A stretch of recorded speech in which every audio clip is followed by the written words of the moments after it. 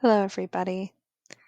So, today there are two things that I want to talk to you about. The first is starting up a yoga nidra meditation practice, and the second is about feeling in to our body's signals. So, let's start with yoga nidra. Um, if you have a smartphone, then I recommend that you go to your app store and download an app called Insight Timer.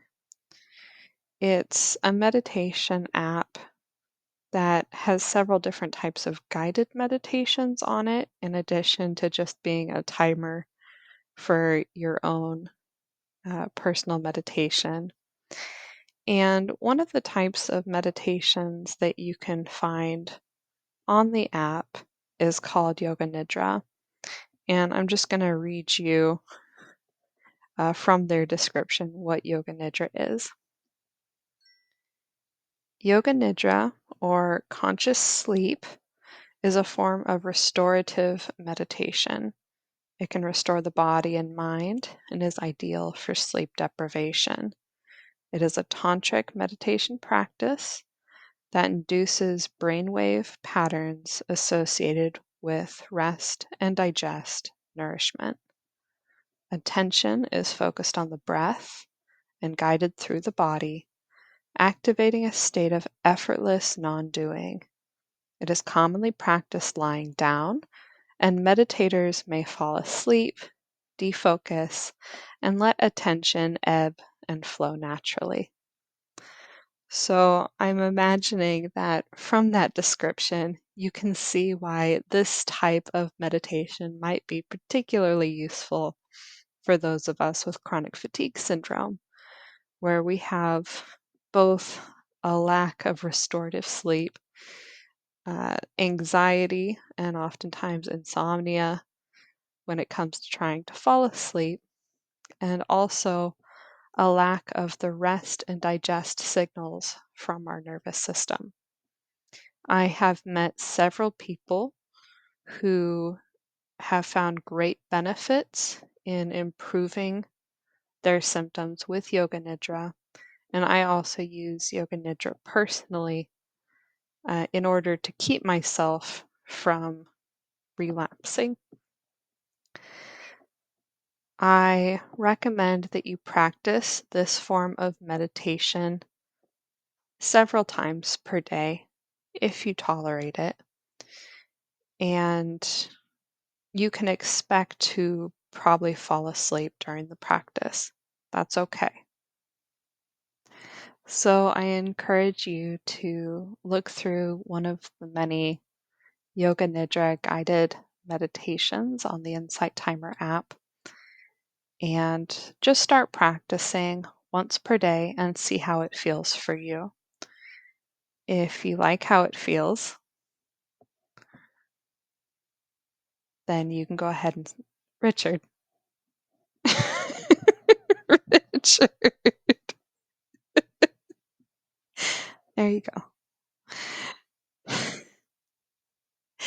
If you like how it feels, then go ahead and start practicing it as much as you want.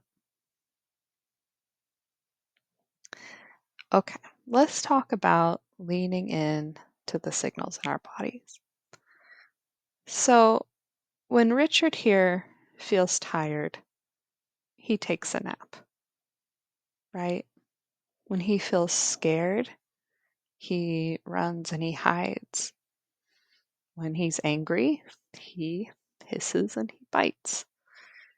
There's no social conditioning that's telling him, don't do that. Don't do that. You don't have the luxury of lying down and sleeping right now. Or you shouldn't hiss at Katie. That'll make her feel bad. No, he doesn't have any of that. And as a result, he is able to move from rest and digest to fight or flight to the freeze response and back again very easily and quickly. He does what feels right for his body at any given moment. And that is a skill that we should also be practicing and learning how to do.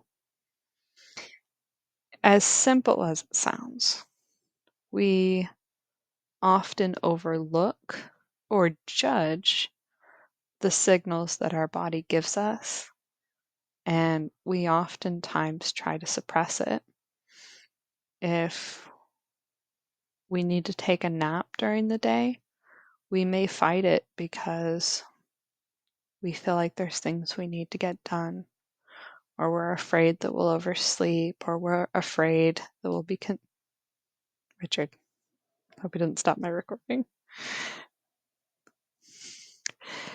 Or we'll be afraid that we may be judged or called lazy.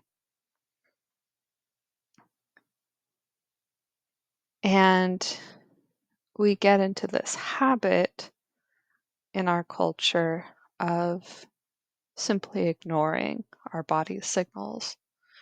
This is often conditioned into us from a young age when we are taught that listening to our bodies and giving our bodies what it's asking for can be dangerous or lead to not being accepted by our social groups or by our parents. So, right now, just as a form of practice, I would like you to try and tune into your body. Notice what signals it's giving you. And whereas normally you may react to those signals with anger or fear, try and accept them as messengers, as helpful messengers that are telling you what it is that your body needs in order to heal. Do you feel sleepy? Do you feel like you just want to curl up in a ball and hide away from the world? Do you feel hungry? Do you feel starved for touch? Is there a part of you that's in pain?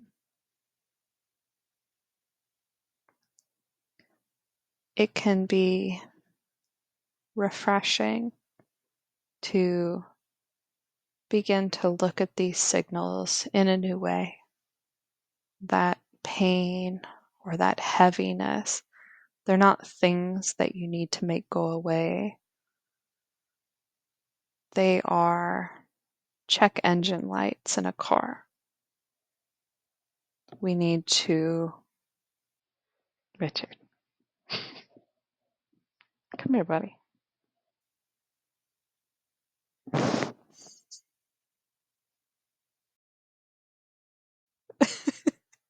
There we go. There we go. That's my good boy.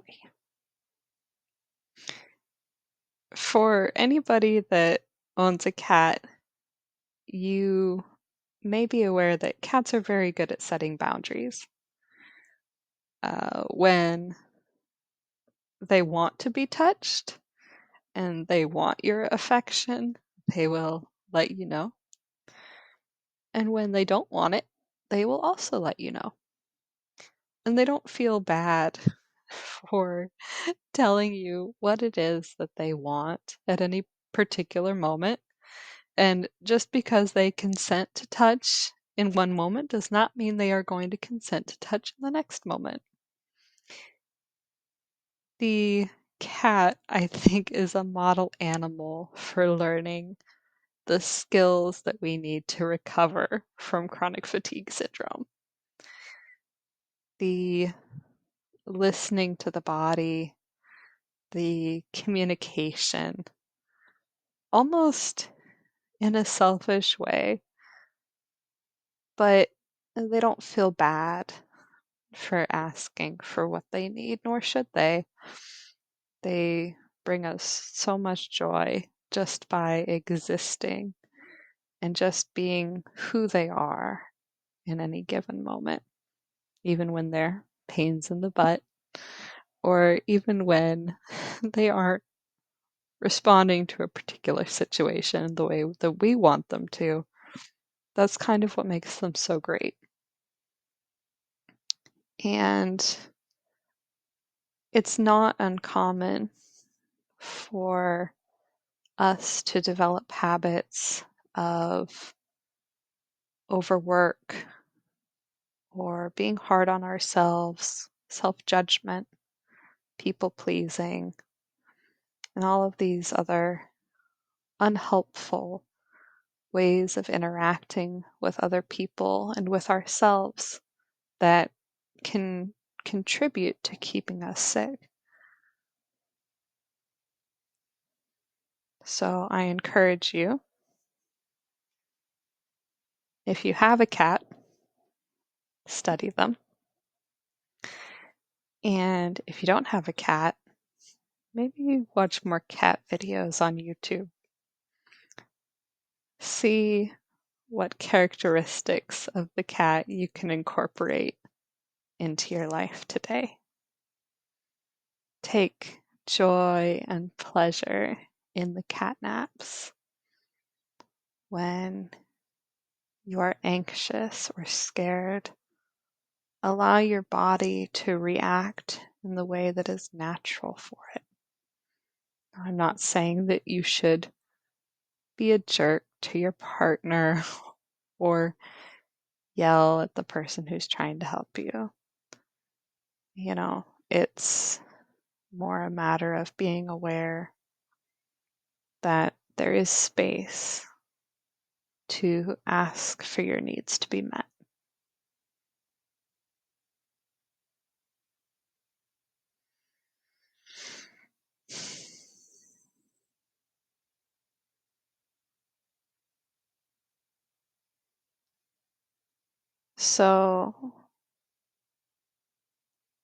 So I'm going to leave you with 2 recommendations today. The first is to start a daily Yoga Nidra practice. And the second is ask as much as you can, how can I honor my body today? How can I give my body what it's asking for?